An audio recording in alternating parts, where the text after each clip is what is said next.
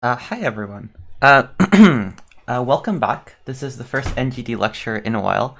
First off, I'd like to make sure that everything's working. In theory, it's the same system, the same microphone that I used last time, but it's been a while. Yeah. Hi everyone. Hi Siku. Hi Taitsin. Yeah. And of course, before Auntie Godev and I were complaining about how, let's say, teens, we don't understand teens in the modern age, which is interesting because I'm technically still a teen. Hi, Fred Gosu. Welcome. And Elforo, I think I've seen Elforo before. Welcome, everyone. Um, yeah, so I'd be a bit curious. You're a teen, question mark, exclam. Yes, I'm 19. Yeah. I mean, I'm currently the European U20 champion, so there's that. Yeah, young whippersnappers indeed. So I'd be a bit curious as to what people think this lecture is going to be about, because Miai and Tedomari, there are two concepts which you're possibly somewhat acquainted with, but they're just Go terms, right? So if we go to the Nordic Go Dojo website, where there's a dictionary of Go terms which Antti has cooked up, then you'll see some definitions for Tedomari and Miai, which I will bring up in a second. Hi Echo 427, and they're one-line definitions. So what are we doing making a 1 hour lecture about these terms?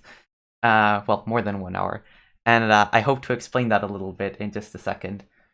I'll start the lecture off by telling a bit of a story about a game which I reviewed recently, and the Nordic Go Dojo League just restarted. So you guys, students, or those students that play in the league, you can sign up if you want to play. They play games against each other, and we teachers review the games. So I was reviewing this game, and this is the game that kind of started me on this little. Oh wait, that's interesting. What's wrong? Excuse me. Yeah, so this was the game that sort of started me on this saga of thinking about Tedomari and Miai. And I'll tell the story of the game first, and then I'll talk about the actual topic of the lecture. So this game is between two, I think, 5Q-ish level players. So like reasonably strong amateurs, somewhat experienced players, and we're gonna end up with quite a spicy sumego very soon. And I'm gonna make you do some sumego, or mostly I'm going to do it for you. So, oh hi there. Inter 1K41. That's a hard name to read. Welcome back. So this game, I reviewed it myself quite recently, and okay, the beginning's not very interesting. This is where things start getting interesting. And White decides, I'm going to attack Black's group. So White starts putting some pressure on these black stones, and starts pushing Black around. And like, as the reviewer, I said, well, right around here, this group is starting to look weaker than Black's group. And I said something along the lines of, okay, White has some very nice influence, but now White has to suffer a little bit with the group. Like previously, White was attacking, now White has to take care of the corner. That's fine. This is okay from both players. Black plays h6. Now we can see what Sumego we're going to do soon. This White group is going to be the center of attention, but not quite yet. Here. White makes life. Black encloses White, so White can kind of get out, but not really. Like White's not making eyes. And White has a decision to make here. And White made a very brave decision. Godave says door question mark. Was a door heard? I don't know. I hope not. Anyway, so White Tenuki'd here. So I think most people would be somewhat inclined to just defend, because this looks scary. And White very, very bravely Tenuki'd.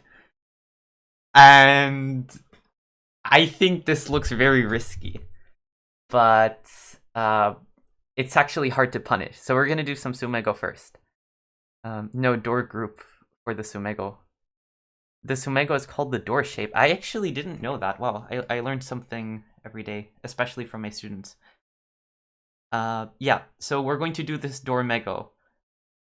And okay, first of all, I'll make it easier by showing what black did and why it didn't work. So black started with b2, which looks like quite a natural move. In many endgame sequences, it's actually sente. Like, black plays b2, white answers a2, and then black probably wanted to just start constricting this move. This move is suspicious, never mind. But I mean, this move just works. White doesn't have space. But white very smartly played what I think is the only move that works, which is c5. b5. And b5 is a bit of a weird move, but it actually works, and we're going to talk about potentially why it works in just a second. And then black plays b7, and white lives. This shape is actually alive, which we can elaborate on if people aren't clear about why it's alive. And this group living was very interesting to me. Like, white Tenuki is like extremely brave, but then it's very hard to punish. And then white actually got away with sente, so white lived and white got this extra move on the back end of it instead of having to add a move to defend in the first place. So this was very successful for white. I believe that black could have killed white with an accurate move order. So we're going to go back and we're going to do some sumego. And we're going to figure out what black should have done instead of b2. And by we, I mean you. So time to do some sumego. I believe kids call it sus nowadays. Yeah, I believe sus is like a new word also. Yeah, I'm homeschooled. I'm not acquainted with my fellow teens' jargon, unfortunately. Yeah, so I'd be curious to see what chat comes up with, what kinds of moves you want to play first for black. I'd say that it's a bit of a funny sumego because white and black have different vital points they want to play, in some sense. b5. Okay, so b5... Yeah, in a sense, my remark about white and black having different vital points sort of indicates that b5 might not be the right move. I would probably indicate that when one is doing sumego... So, okay, I'll go into a little bit of a philosophical point about sumego. Generally in sumego, you want to restrict space. Like, one of the biggest predictors of whether a group is going to live is how much space it has. So you want to look at moves that restrict space. And occasionally, you make a placement. Like, you play a move in a vital point, and that kills. But I would say most of the moves are restricting space. b5 looks yummy, but I don't think it kills. I would first think about b7 in the game. Okay, well... I would first start with b7, threatening to jump into white's ice space while restricting space. Maybe d5. Okay. Yeah, d5 is also an interesting one because it's also trying to restrict space. So let's look at some of the options. So first, let's look at b5 because it was the first one chronologically to be suggested. I'm actually unsure if b5 works because when I was reviewing the game, I said, like, I just found a move that works. I didn't have to find other moves that might or may not work, as long as I find one that works. So we can think about this a little bit. So b6, and in theory, I'm not a fan of this move. So this might work, this might not, but I have a very simple reason why I don't like it. Say black plays b7, and white answers. This move is not intuitively what black should do. The reason being that after white goes down, you're sort of giving white more space. It's unclear if it's a good move that you want to play. Like, if I were black, I would be concerned. Like, it might work, but I don't see a reason to play b5 instead of b7. So I would rather analyze b5 first. b7 seems to fail to b5. I disagree with that. Yeah. We can talk about why. And we also had a suggestion for d5. So d5 is another very important idea in this sumego, because what black wants to do is we play d5. We're sort of threatening to get in, and white can't capture the stone. Like black can break out this way. Then ideally, once white defends everything and we defend the stone, then we're fine. And this kind of works in some orders. So that's one of the ideas we want to talk about. Yeah. So, and if you get b5 after b7, yeah, you can get b5 after b7 if you really wanted. Garden is right. So we can exchange this and then decide if we play b5. Though someone in chat asked about, well, what about this move?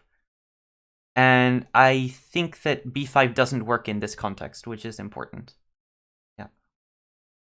So my best candidate is actually b7. And it might not be the only move that works, but I think it's the easiest one that works. So if white answers with b5, that some people were concerned about, so in the real game, we actually had this position by transposition, and white lived with e6. Black can start with e6, unless I'm mistaken. And the idea is that b2 is not actually that much of a vital point for the life and death of these stones. It's not pivotal. If white defends, now we've restricted enough space that white's just out of air. White's just suffocating, and then it's a dead shape. And then if white turns it b2, I guess we have a couple of options that work. Yeah, we have 2 options that work. So I think this works. So of course, if white answers, white has no space, so white's going to play b1, right? That's the move we're worried about. And then I would guess that this move just works. We cut, and then we just play some move that restricts white's space, like... wait, that one doesn't work. This one works. This is unfortunately a bit of an unfortunate example from a teacher's perspective. I'm always the type of teacher that will tell you to approach the opponent's shape from the outside. But if you play this move, for example, white has a cute living move, which is annoying as a teacher, because you actually have to play from the inside in a Sumego for once. Godave says, I think black has to play d5 maybe instead. And then I see the door shape. I see. Well, d5 is a key idea in some of these lines. Yeah, and not in this one, but in a different one, we will talk about d5 very probably. In fact, the reason we play e6 is that we're sort of preparing d5, but we can't play d5 here. White will just kill the stone. So if we want to play d5, we kind of have to play it immediately. Because then white can't kill because we're setting up a Miai. Black's going to play one of the moves. So back to this line. No, back to this line. So this is just a funny aside. White can live with a2, which is really annoying for me as a teacher, because white's playing on the inside and black's playing on the outside, and then this is just a living shape for white. In fact, if white really feels like it, white can Tanuki here and be perfectly happy. So black actually has to play from the inside, and then now white doesn't have any space. This is just a dead shape. Black can even Tanuki. So anyway, I think b7 is one of the key starting moves. And after white plays b6, then it's still a good example. I would say so. This is still a kind of classic Sumego where you're starting from the outside. And for me, the suggestion I made in my review was, let's start with b7, let's just play e6, and white's just dead. Like, there's nothing white can do. So b2, we just go here. And even, I think we can even start... Oh, this one... This move order is a little trickier, now that I think about it. This is something I missed in my review. This isn't quite Sente. here we're taking a tangent from the purpose of the lecture, but I'm interested in this. Oh, hello, Papa Snack. So I didn't consider that black pushing here allows white to live on the second line. What I also didn't consider, because I didn't read that far, is that this move works for black. It's a funny move, but it just works. Because now you're setting up 2 connection points to the stone, and this is the vital point. C. If this C stone survives, then... Oh, wait, hold on. I'm misreading it. White lives. So then this isn't as clean of a killing sequence as I thought it was. So here, white technically has a survival outlet. And where white survives with part of the group, which is very interesting. I missed that during my review, I just didn't look at that. So black only gets part of the cake. Very interesting. So now I'm actually wondering if there's a way to cleanly kill this. We'd have to consider some of the other moves that people dropped into chat. Like d5. I'm not sure. Are you sure you know your stuff? Well, no. I missed something in this Sumego. I still think... So, the purpose of this Sumego was to go through it a little bit and go through the thought process, and then analyze the thought process from a slightly different perspective, which I'll introduce shortly. Now, it slightly invalidates my thought process if I'm getting stuff wrong. But, I mean, yeah. I get stuff wrong pretty frequently, so that's not too much out of the ordinary. Yeah. Now I'm interested in this. I might think about it later. So here. The problem is we've analyzed D1, and D1 doesn't quite work. Like, it works. I mean, black would be pretty happy with just killing these stones in Sente, right? That's already game winning. But it's not as good as I thought black could get. And the question is, does black answering at B1 give a killing move? Like, is this working or not? And this looks like a basic Sumego that we should all know, right, chat? I think this probably kills.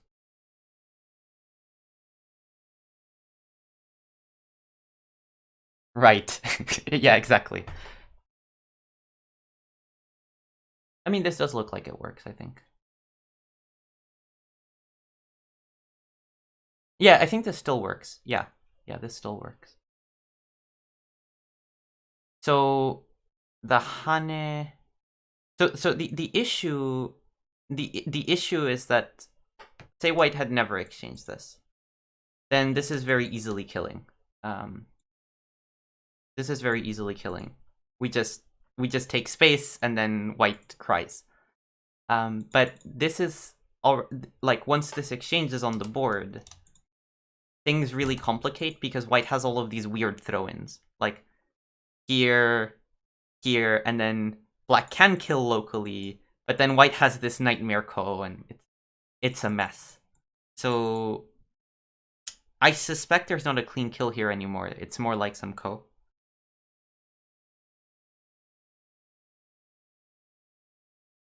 I'd have to read this in a little bit more detail. I might do that after the lecture. I'll be interested. Empty triangle after Hane. Empty triangle. This empty triangle? I thought I read this doesn't quite work. Yeah, I thought I read this doesn't quite work. Or at least it doesn't work more than other moves. So black will play here. Also, a way to play, and I have a long history of me being on stream and him invalidating my faulty reading. So there's, like, I'm probably in trouble here. So here, the other triangle also doesn't work. Yeah, for once you're the stupid one. For once. I mean, my track record when I'm discussing Sumego with a way to play is terrible. He's usually much better than me. But for once I'm not the one misreading. Who would have thought? So, okay, we talked about this Sumego a little bit, and it's a hard Sumego, right? We can find some ko's, we can find a sequence where black kills the white stones, sort of like we kill half the group, in a game, that would be good enough. Like, if I were thinking about this in a tournament game, this move is Sente. Like, whether it works to kill everything or not, it's still Sente. Because when black captures this in Sente, the game's sort of over. I mean, this is just a huge capture. We save our territory on the lower side for free. We take Sente. This is a big gain. So in some sense, in a practical sense, it doesn't really matter that we don't kill the whole group. So that's enough. That's good enough for the purpose of this lecture. Now, for the purpose of this lecture, 20 minutes in, we're actually going to talk about the purpose and why this lecture is called Miai and Tedomari. So when we calculate, we aren't just reading moves. We aren't just visualizing moves randomly. We aren't just visualizing completely random moves with no reason to particularly read that move and then coming to a conclusion. That's way too hard because humans have very, very, very, very limited calculation capability. Are we not? Well, we are not, question mark, Kappa. Well, that's why you're 3 down. And it's... I would say that we use heuristics, like we use like tools to aid our reading. Ouch. Well, 3 dan's a pretty good rank. Also, you don't do that, I think. So I'd say you don't do that. We all read intelligently. So what I mean by reading intelligently is that we pick moves based on criteria. There's reasons we want to play certain moves. And I'd say that one of the reasons that people have trouble reading is that we don't always enumerate the thought process behind the moves we're calculating. And I think that's a very useful tool. And I want, like, one of the tools I want to introduce to you that may help in calculating and thinking about Go are these concepts, Miai and Tedomari. I chose these 2 particularly because I think that they are used surprisingly often, at least in my own thought processes. So okay, now let's introduce the points. So let's introduce these terms. So I think Antti in the chat, Antti's my teacher and also one of the teachers at the Nordic Go Dojo. He's sort of my boss. He has this dictionary of Go terms, where like Japanese Go terms that are used or sometimes not used in European Go. And he has this dictionary of Go terms, which includes Tedomari and Miai. So I sort of stole his definitions off of our website, or let's say copied. I read Think Like a Grandmaster by Kotov. Oh, that's... Okay. I'll be interested in how Elstralik develops the point. So, I want to explain the points a little bit, these terms. You might be acquainted with them, you might not, but now you will be, because they're important for the lecture.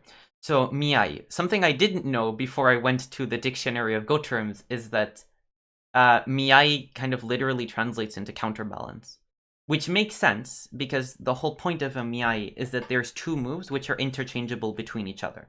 So say you have a purpose in mind, like I want to live a group, or I want to play like a big move on the side of the board, and there's 2 equivalent ways of doing that. That's a Miai. So you're kind of indifferent to which one you play. The reason Miai is a very, I would say, powerful concept is that it diffuses the power of Sente. So when there's a biggest move on the board, but there's another equivalent biggest move on the board, then Sente becomes less important. Like, obviously, it is still important because then there will be bigger moves down the line in a game. But imagine that there's a set of 10 moves, and all of these moves are exactly equivalent to another one of the 10 moves, then Sente doesn't matter at all. It doesn't matter that it is your opponent's turn, whether it's your opponent's turn or your own, which is sort of a powerful concept because Sente is usually a big deal in the game of Go. It's sort of important whose turn it is. As such, you're kind of happy in the game of Go when it's not your turn and there's a Miai, because your opponent's turn means nothing, or it doesn't mean much, it means less. And that's one of the reasons it's very useful. I'd say that one of the ways you can use Miai in your thinking in games is you can discard moves. So let's say you want to play a move, and then or you're thinking that your opponent might play a move, and then you find a move that is exactly equivalent, like that is exactly as big and fulfills the necessary function. Like, for example, let's say that you're living a group, and then you want to add a move to live your group. But then you realize, oh wait, I can do this two different ways. Right? There's two moves that exactly fulfill this purpose. Why would I play either one of them? And then you discard the move. So I'd say that that's one of the main uses of Miai as a concept, which we'll go into in some examples. Tedomari is a slightly less well-known one. And it's one that Antti, right, introduced to me. And I think he made a post in the Nordic Go Dojo on the Nordic Go Dojo website about it a long time ago with some examples. If someone could dig that up, I'd actually appreciate it. I regret not having the link with me. So Tedomari apparently translates directly into end of moves. And it's often used to describe like the final move in a game of Go. But it's also used to talk about the final move in the stage of a game or in a situation. And I think of it a little bit as having the last say. So it's sort of nice when there's, say you have a category of moves, like large middle game moves like on the side of the board. If you get that last one, you're having the last say, and then your opponent's next move will be less valuable than your own, which is nice. That feels good. That gives you an advantage. And in contrast to Miai, where Sente is kind of, you're sort of indifferent to whether it's your turn, Sente is very important because the Tedomari is like the move that you both want to play. It's the last move of its kind on the board. And assuming that it's the biggest move on the board, then you get an advantage by playing it. In reading and calculating, and we'll come back to that Sumego that we talked about earlier and discuss them from the perspective of these concepts. It's very useful to think of Tedomari as it's useful for reading ahead, because when you create a Tedomari, you sort of force your opponent to play that move. So there being a key move facilitates calculating. Like, calculating is really hard. The branches go out very wide, very quickly, and then you don't really know what to do. Calculating is hard. When you calculate forced variations, where your opponent and you only have only moves, that's easier, much easier. And reading ahead is useful because it gives you a better sense of the picture that might be ahead. And in fact, variations that are easy to read are one of the ways I choose reading. Like, I choose what to read. I read variations that are easy to read. That give me a good idea of what's going on, because I can reliably know that if I play this move, this is the position I'll get. So, yeah, like when a reverse Sente move of yours creates another big move that is equivalent to the other biggest moves on the board. Yeah, definitely.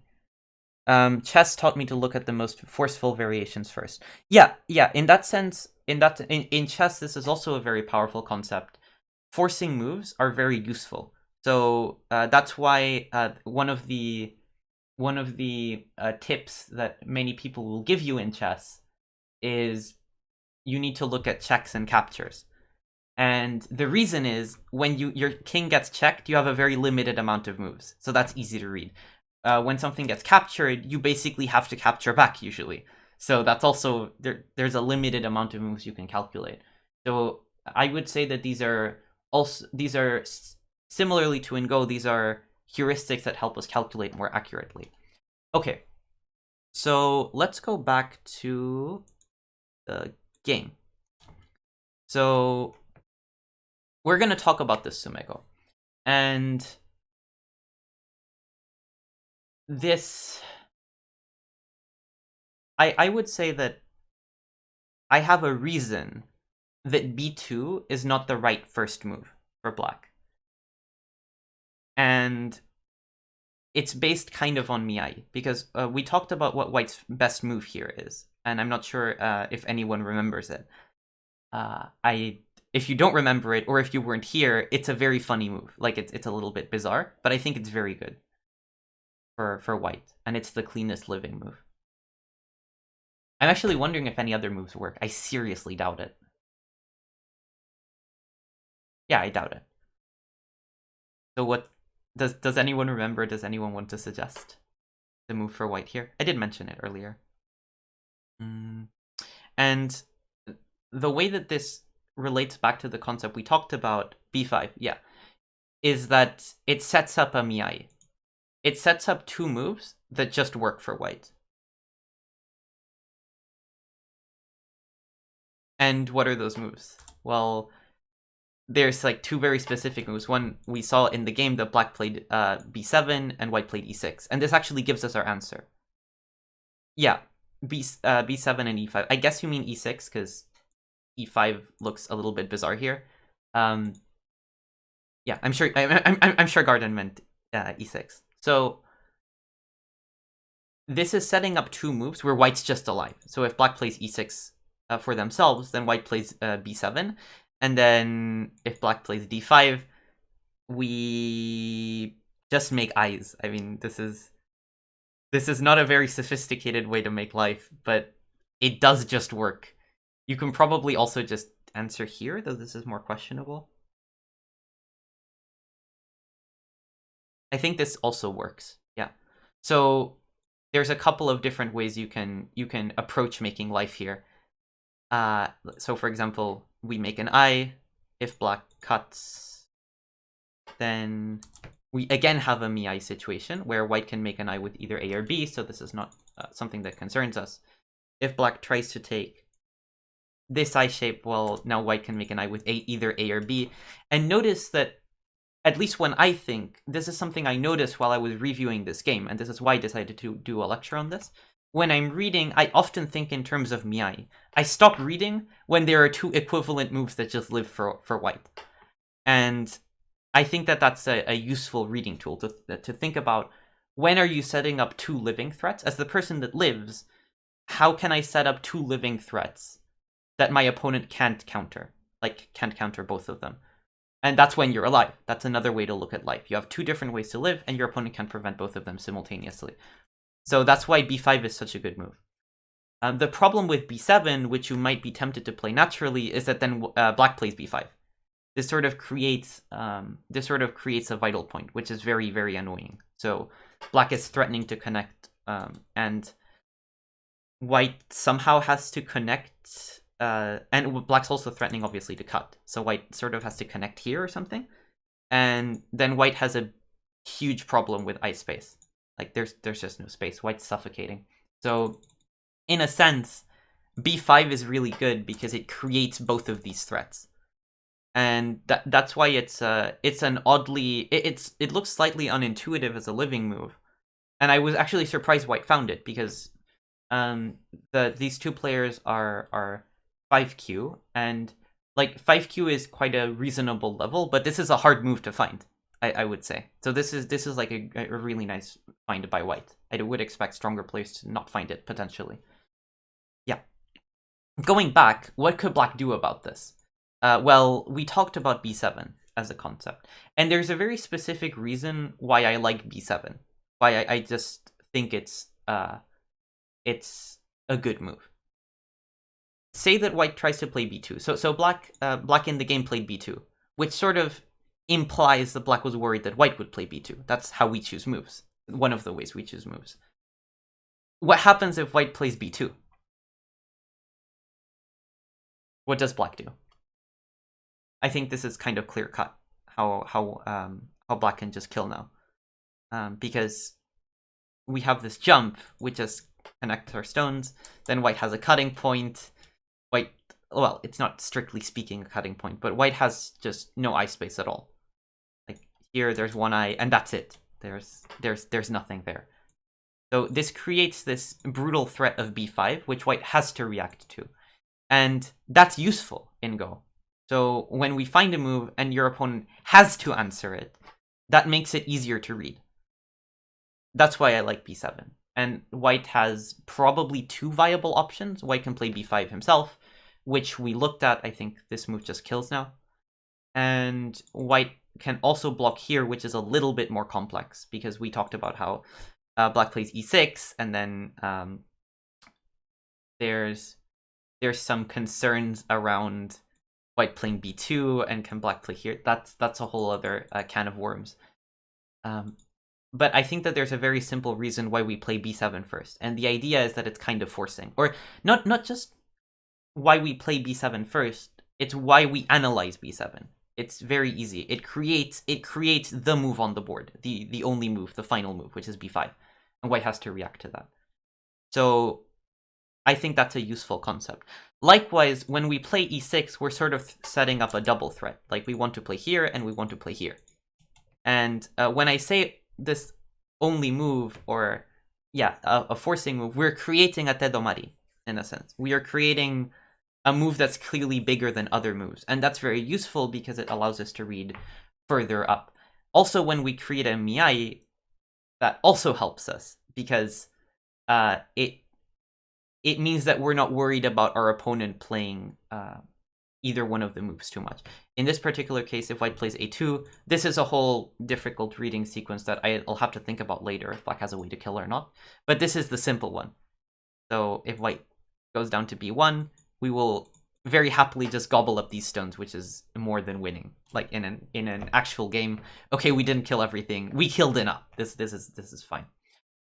And what I found interesting about this Sumego is that I realized that a lot of my thought processes are actually very, very closely involved with these existing terms in Go.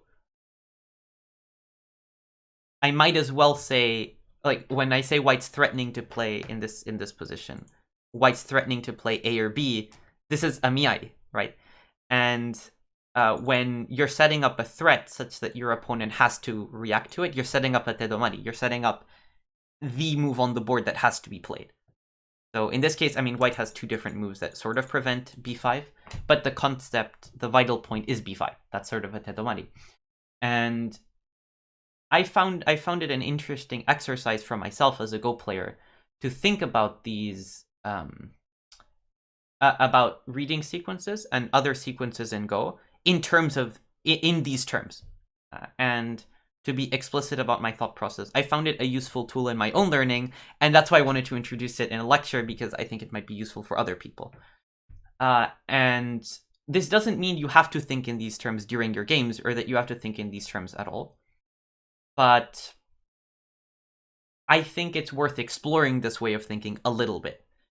And the key point is that instead of calculating moves, thinking in words is so slow. Yeah, so that's the thing. I'm essentially advocating you think in words. Like, why do I play b7? Because it sets up this specific threat.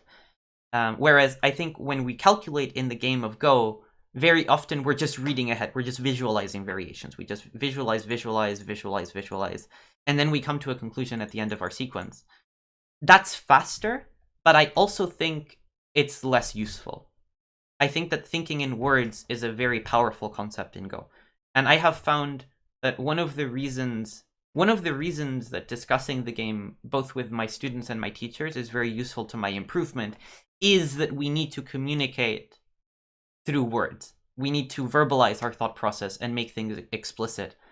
I think that's remarkably useful. And that's what I'm trying to get across, that I think you can do this in your own heads as well. If not during games, I think it's worth trying as an exercise. So when you read a Sumego, instead of just reading the Sumego, you make a thought process for why each move is useful. And concepts such as Miai and Tedomari that exist already, and there's many other concepts you can use, that makes things easier, I would say. These heuristics make reading easier. Yeah. So that's sort of the pitch for this lecture. Yeah, so that was a little bit of a long pitch. Now, my plan is to show you another game where we're going to talk about these concepts a little bit more in a less reading heavy context. So here we're trying to apply like this concept of only move, like creating an only move, and the concept of creating two equivalent moves, as we're discussing it as a useful heuristic for choosing and thinking about moves in a reading sequence. We don't always have to read in Go, or at least not too deeply. A lot of Go is a little bit more abstract or less reading heavy. There's not always a group dying. And I wanted to talk about Miai and Tedomari in a more like middle game context. So that's what we're going to do now. That's our next example. And I am, of course, going to be pulling from another Nordic Go Dojo League game that I reviewed. So this was between two 1Q players, I think. At 1Q 1 dan, I think. No, yeah, 1Q 1 dan. And it was I would say quite a good game in general, and there were a couple of interesting points that I want to get to. So let's see. There's not always a group dying. You need to play more on Fox. I've basically retired from Fox. I haven't played on the Fox Go server for at least 5 or 6 months. Yeah, that's. I don't play that much Go Online at the moment. So, and if I do, it's on KGS. How come? Mostly bots. Like the bot apocalypse got a bit too bad recently, so it's just really hard to find games consistently. I'd actually rather find opponents I know and I trust on KGS, even if it takes longer. Yeah. So, okay, so this game, the Fuseki is also interesting, but we're not going to look at that. If I ever do a lecture on Ko, I will expound on this Ko, but that's not the topic of today's lecture. And yeah, this is the middle game point that I want to talk about. And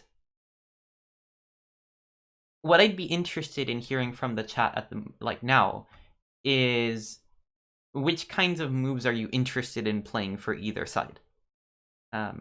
It is White's turn, so we can also think about it just in terms of what would you play here as White? What are your candidate moves?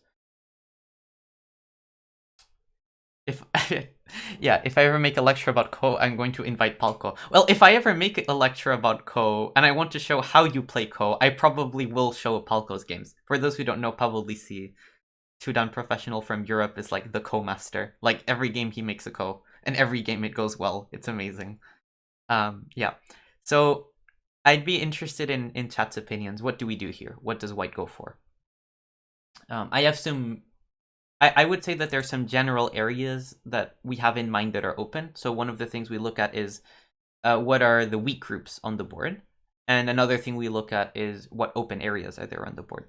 So we think about N17. Okay, Godave has one suggestion.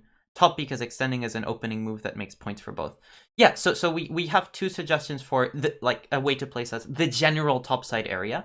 And Godave says N17. So that's definitely one idea. I'll remove these. These are just markings from my review. From the text review I made a few days ago. So we have an idea like A on the board. I would say that other ideas that could potentially be compelling include the lower side. And something like M4. So Godave wants to play on the lower side, but a little bit further. And then I would say that these are like the main two areas you're interested in. There aren't that many weak groups on the board. Like for me, I would say that the group that's closest to being weak is this one, is the F4 group, because we can see that if we play some move and then Black plays H3, then the White group doesn't really have space. It's not like it's suffering. It's always going to be able to run out somehow. But it's uncomfortable. I wouldn't say that this is a shape you would want to have. So probably we'd rather play here shape-wise. Maybe. Yeah. So here we're just random optimization. Doesn't matter. So we're somewhat interested in the lower side because it's a big area and because there's a kind of weak group on it. We're also interested in the top side area because it's open. And here I want to point out a move that I think is kind of strong on the top side. N17 is easy to answer for Black. Like Black kicks, and then White answers, and then Black takes Sente. Or if White really wants Sente, then White can spend some moves. But then these stones, it's not, you haven't really spent a move here. You've just made some exchanges. Like Black will still be able to pincer or something, and you didn't really take control of the top side. I think White has a much stronger move here, which is O17. And the reasoning behind O17 relates to Miai and Tedomari, which is why this example, or we can think about it in these terms. So the point is, say we play a move like M4, and we make some potential on the lower side, and we kind of help out our F4 group. Now, M4 itself, I'm not a fan of, because black can still make the life of this white group hard at different points. Like, some pincer would be annoying, so I personally would not advocate M4. I would play J3, probably, which is actually what white played in the game. The problem with J3 is that black gets the final big move on the board that we talked about. So here, white would want to make use of his turn. White would rather create a Tedomari. White would rather create a final move on the board, which is the biggest, instead of having two moves that are both on the side of the board, both somewhat affect the strength of stones. Because probably A is a little bit bigger points-wise, but the F4 group is also kind of weak. I'd say these moves are very close to each other. White would like to get both of them, in a sense, or white would like to create a situation where there's a biggest move. And ideally, there's a biggest move, and he plays it. Whereas, if we play something like J3, and then black plays M17, then black's the one that's getting this last move. And that's why I would advocate O17. The idea of O17 is that it's annoying enough that we're trying to get away with Sente. That's the basic premise. And let's see how black answers. So if black tenukis and plays the other big move on the board, then white gets to take lots and lots of ice space and lots of territory, which is very appealing. So black kind of is forced to connect, and then suddenly this corner of black that looked like it was going to be worth 10 points is some floating weak group with exactly half an eye, which is not very palatable, so black doesn't want to do this. Black is tempted to answer somehow, which is already good from white's perspective. We're trying to sort of get this incentive. And black might answer P18. I think that's sort of a reasonable answering move, because we are protecting our ice space, and if white plays J3, then we still basically get to play the same move on the side of the board. Like, that's here, the white stone isn't really doing that much, because black can always play B or C to connect. So strategically, this exchange of white A for black B doesn't matter that much. Can white do more? Like, white's still thinking about how do I get the most out of this position. I would go down. And going down sets up the same idea, where we play H3 and as black, and then white maybe protects for a little while, but as soon as he can get away with it, says, well, now I play here and your whole group is weak. Like, black actually has to run. Black's in trouble. This reminds me, this is, okay, short tangent. If anyone wants to guess what the computer move is here, you won't be able to, but you can try. Oh, man, this move was insane. When I saw it, I couldn't believe it. It was really nice. Like, I did check this game with AI when I was reviewing it, and I remember this move, or this idea, which is crazy, and it's Q14. Because obviously. So that's just I mean, it's not too important, it's just AI things, but I found it funny. The idea being that you're sort of threatening to push through here. Yeah, obviously. Yeah, exactly. And it's sort of hard for white to answer. Short tangent, it's not really important. The important thing is that you're trying to annoy black into taking Gote here. So black will defend, and now white will play J3, and now black doesn't have such a good move on the side of the board. Like, if black goes up, white can still go up himself and fight. And if black like turns, then white jumps, and white's the one that has territory on the top side. This is a very stark contrast to the situation where black gets to play here himself. And this does remind me of the idea of white, that white may have in this position of, no, not that. There we go. This idea that white might have of playing N17 and then Haning to get Sente. which is, it is an idea, but this leaves enough weaknesses that black is probably not that unhappy with the situation. I would say that a much stronger move is 017, where we have fewer weaknesses. It's harder for black to use. And that's why I thought that this was a missed opportunity for white. 017 is a very large move. And it's interesting because, well, yeah, sure. Yeah, get sent it to Tanuki was my idea. Yes, it's also my idea. So what I want to do is I also want to make some Senta exchanges that make the top side smaller, so I can Tanuki to J3 with a clean conscience and not give black a big move. Now black doesn't have a Tedomari. Black doesn't have a move that's like shining, and that's obviously the biggest move on the board, like M17 previously was. So N17 is also a good idea. I don't think this is a bad move. I'm just thinking that there was a way to optimize that, like 017 is a more precise move. There's also a risk when you play N17 that black won't answer, because now P18 is much less severe for a couple of reasons. One of the reasons is that black can live locally. So if you do some stuff, like say you enclose black, black can still live. So you're running this this risk that your opponent might Tanuki to play the other big move and that your follow-up won't be big enough. That's actually not unlikely, as black I would be tempted to possibly Tanuki. So when you play 017, you're also getting rid of that idea, where this is really severe. If black ignores it, black has half an eye instead of 2. So that's a rather big difference. Now, the story doesn't end here. And I find this very interesting because does P18 first work for white? Oh, that's another interesting idea. So white, what a way to play is suggesting white plays here. And this is the type of move that I read. So every single time I have this type of position, and black has this structure, I think about whether P18 works. This has happened to me in many, many tournament games. Every time I read P18, and about 1 in 10 of the times, this works. The other 1 in 10, I don't end up playing it. But it's a good question. It might work here, so let's look at it. So the idea is that if black answers, we get this position that we talked about earlier.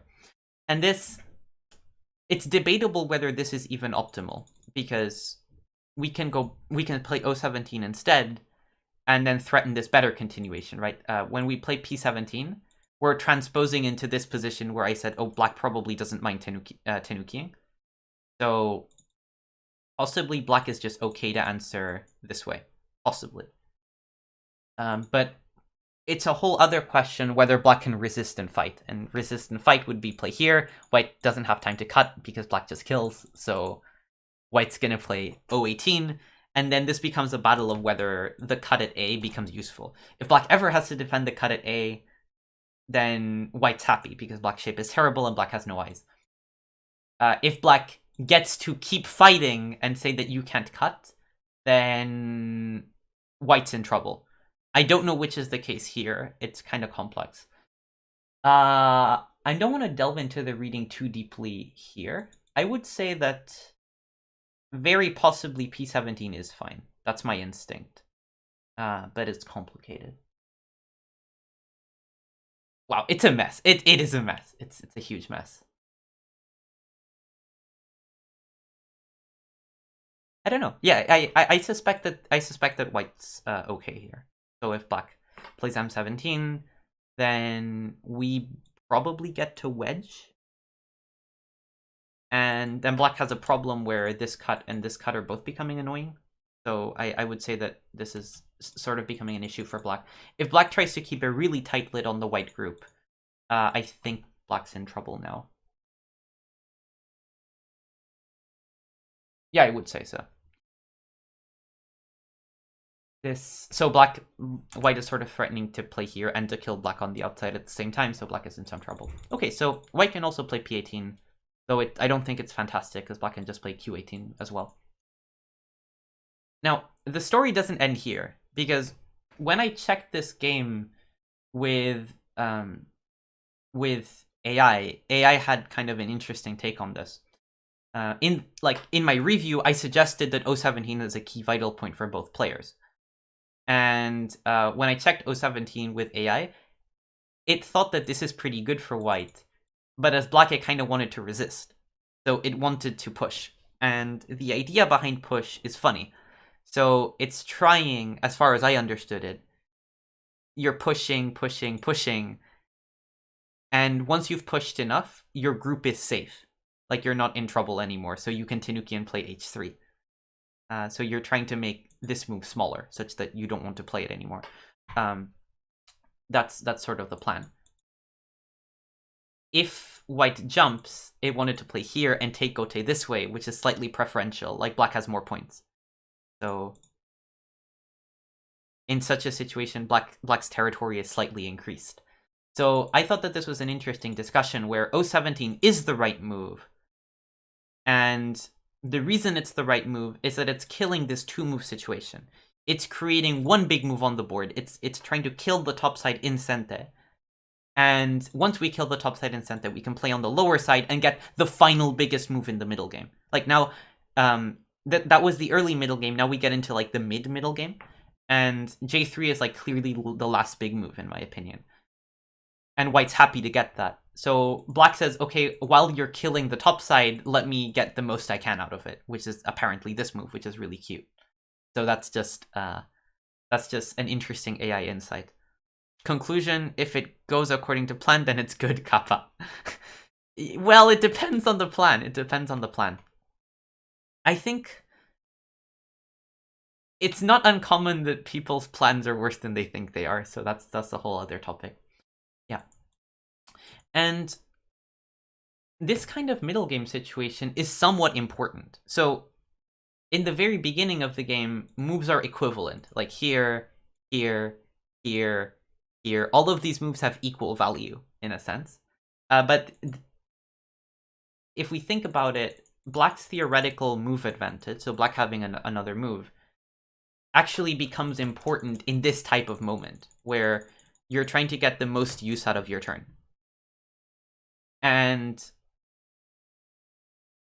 here, I think white could have gotten an advantage by playing 017 first.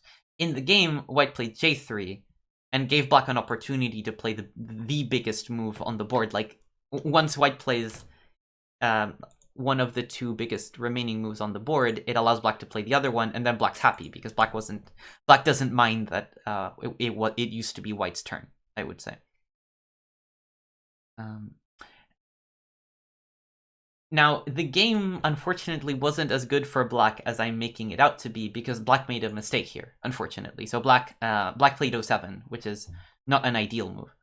And in my review, I said that I understand this black move because it's sort of connecting all of these stones. And I also like connecting my stones. But this is a pivotal point in the middle game. At this particular point, the top side of the board is shining, because these black stones actually have a problem where if white gets really close to them, they get sort of cramped. And the top side is big anyway. So at this point, the top side is really, really big. Yeah, the top side is definitely Tedomari now. That's one of the links between Miai and Tedomari. That's one of the key points, which is that if there's two moves that are Miai, like A and B in this situation, once you play one move, the other move becomes a Tedomari. And that's exactly why you don't mind it not being your turn when there's a Miai. Because you're like, well, I'm always getting the Tedomari in the end. So black doesn't care that it's white's turn in this position. Or black doesn't mind much. Just because you're always getting one of the moves. And that's why white plays here to fight, to invalidate one of the two Miai moves and make the Tedomari for himself. So I thought that this was a very interesting middle game dynamic, and it matters. So I would say that this point in the middle game is actually somewhat important. What really matters is when everyone gets into time pressure and groups start dying. That's when the game is really decided.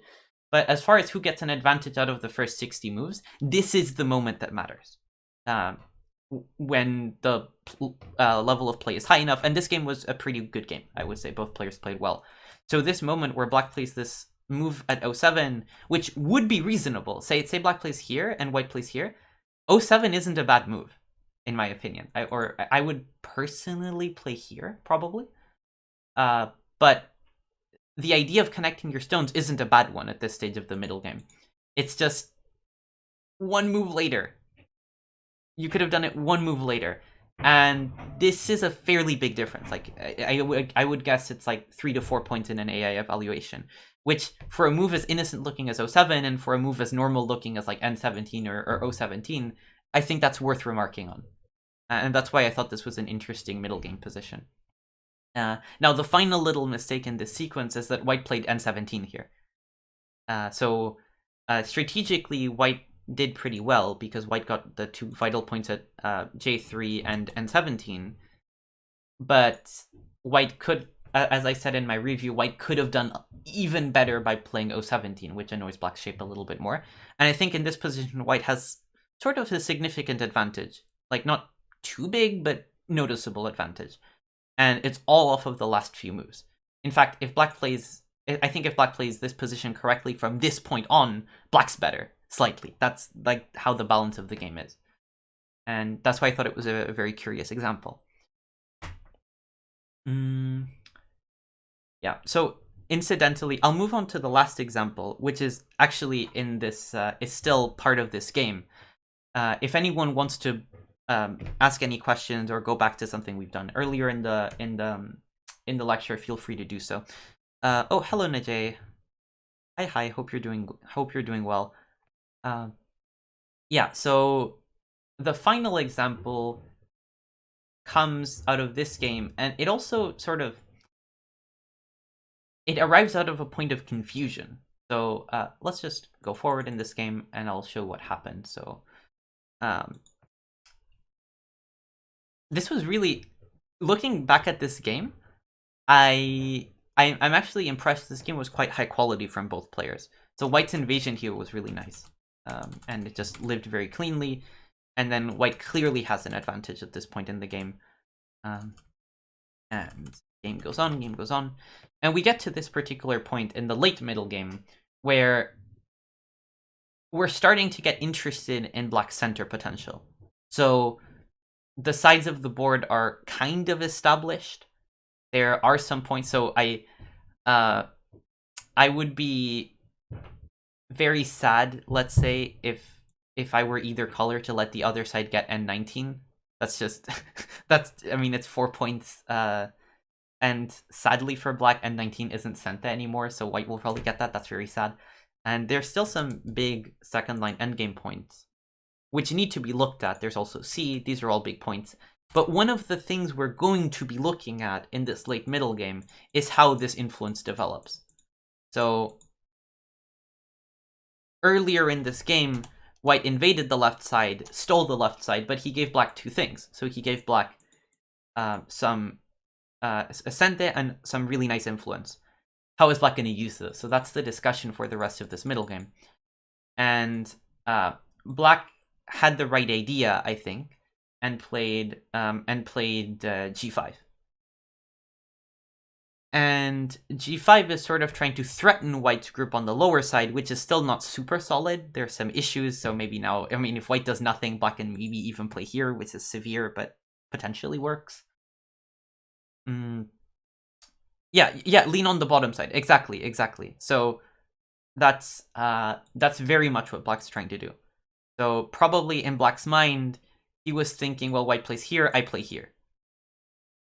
And I'm leaning on the lower side to build some center, and then all of this potential is sort of interesting and might turn into something good. Now, white surprised black. White played a move which I think is fantastic. White played J5. J5 is a really good move. And what J5 is saying is that I'm defending the lower side.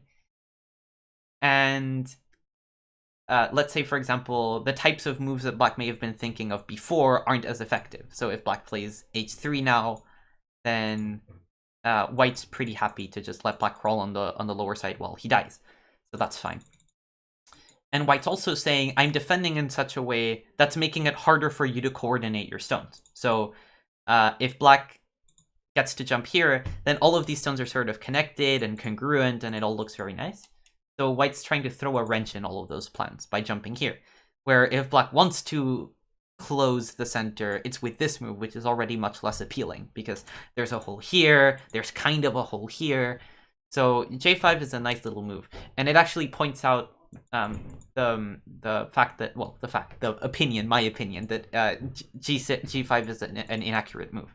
Like, it's a good idea, but h5 is slightly better, because white doesn't have this j5 idea. So white would have to play g4, and then black would play here, which I think is slightly better, and then this looks okay for black. It's an optimization. The other thing that white j5 does is it sets up a bait.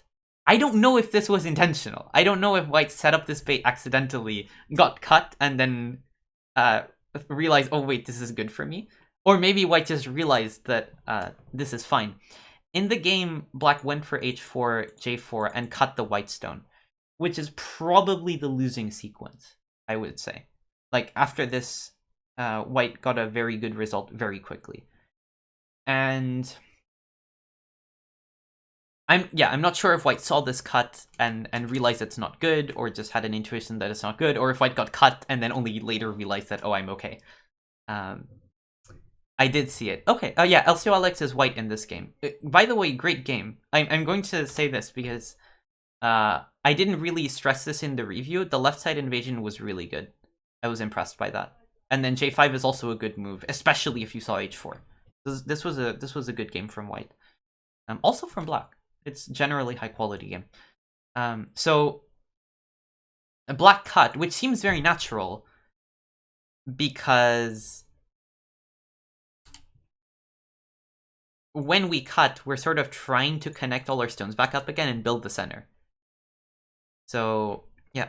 Oh, hello, PIWH. Yeah, it's almost the end, yes. Well, fortunately, if you're interested in watching the rest of the lecture, it will be available on our YouTube channel in like an hour. So there is that. But the lecture itself is going to be ending pretty soon. This is the last example. So black went for this very curious cut, which seems intuitive. I don't blame black for going for it. And then we're going to see what happened in the next few moves. And we reach this position. Now, small point. So white played m4, which looks very reasonable, because white's trying to set up a Miai between A and B. You're trying to say, okay, if black goes down at B, I cut at A. If black plays A, I protect with B. But that's actually a slightly bad move, because it leaves this weakness, which was relevant later in the game. You might as well just connect with L4, which, as I indicate in my notes in the review, if black cuts, we can still wedge, so the lower side is safe. So M4 is slightly suboptimal tactically, but strategically it's the right idea. And at this point in my review of the game, I remarked that black is in trouble. So black black just doesn't really have a good way to make territory in the center in one move. And so the reason I thought this was an interesting example is that this doesn't look that bad for black optically. So black gets a pretty strong shape. Black gets a Ponuki shape. It's looking towards the center. It's looking towards all of his other strong stones. And I was wondering, why does this feel so bad for black when he's actually getting a nice shape? And I came up with an explanation, which is really clean, in my opinion, which uses Miai and Tedomari. If someone wants to have a go at explaining this in these terms, or in other terms, just use any language system, or make any use of heuristics that you wish. But I would be interested in hearing why people think that this is not so good for black. It's also okay if you think this is good for black and you disagree with me. That's also fine. Feels bad because door is open in the center. Yeah, that's one reason, definitely. That's part of the reason. So we often talk about how center territory is really hard to enclose. It's unintuitively hard to enclose. And I would say that if black wanted to build the center, he would kind of need two moves for it. If I were black, I would want to play here, and I would want to play here. And if I get both of those moves, then I'm building the center. Black can't really play both at the same time, which reminds us of a concept we've talked about this lecture before, right? It's sort of a Miai.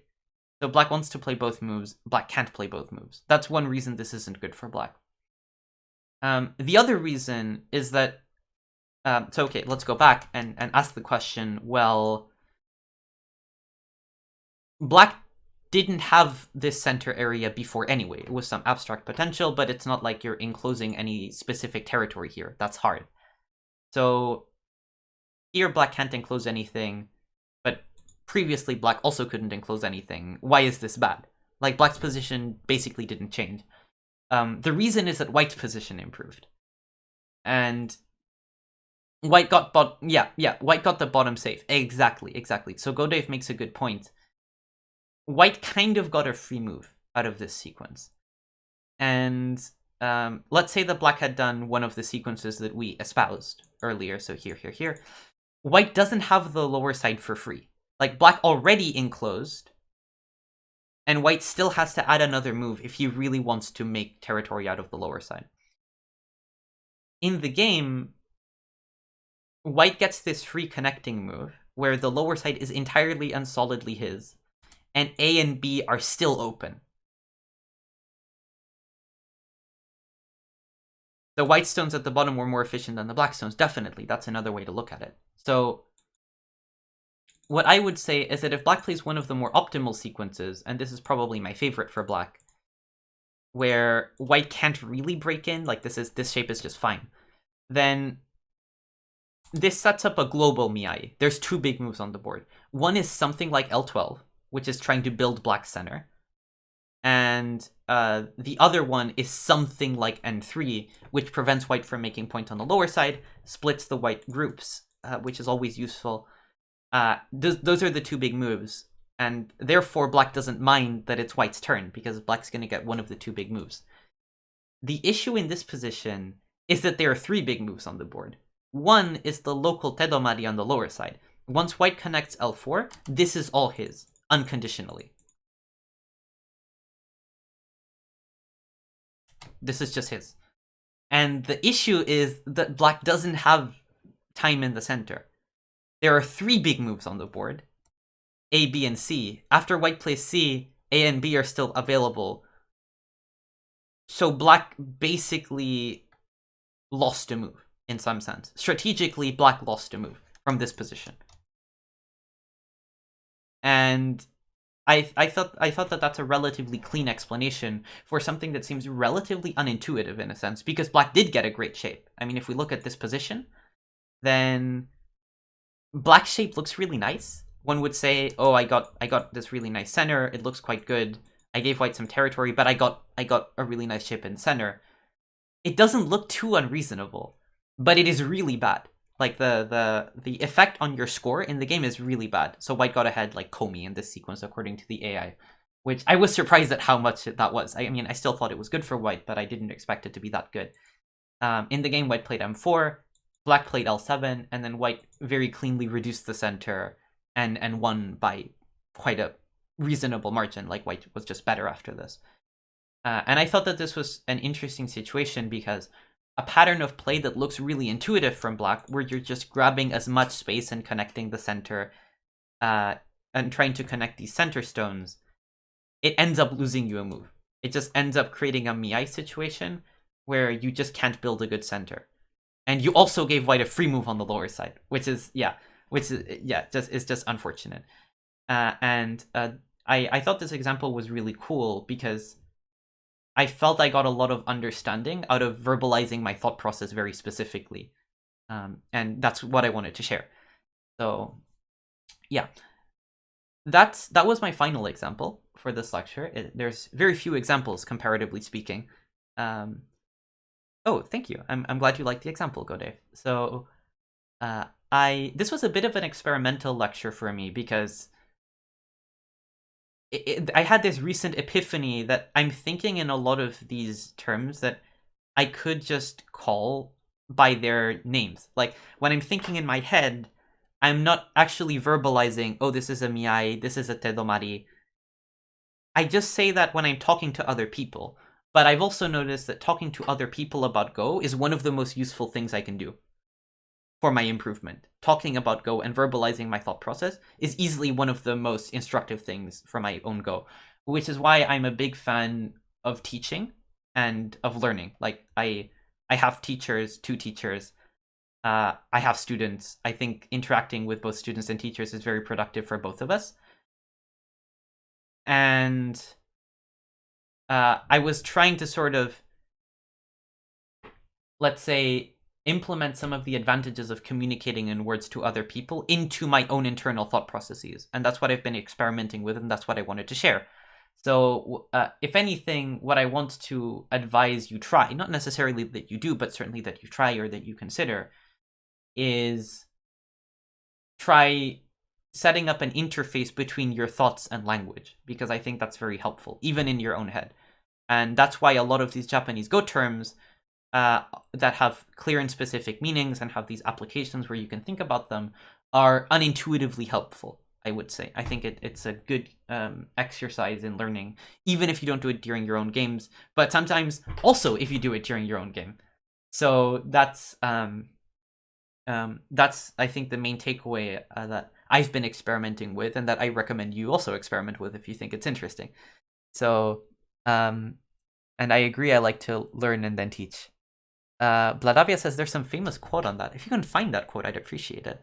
Yeah, streaming my NGD and other League games helped me playing more reflected as well, I think. Yeah, definitely. So that's something I found from some of my own students and myself when I stream.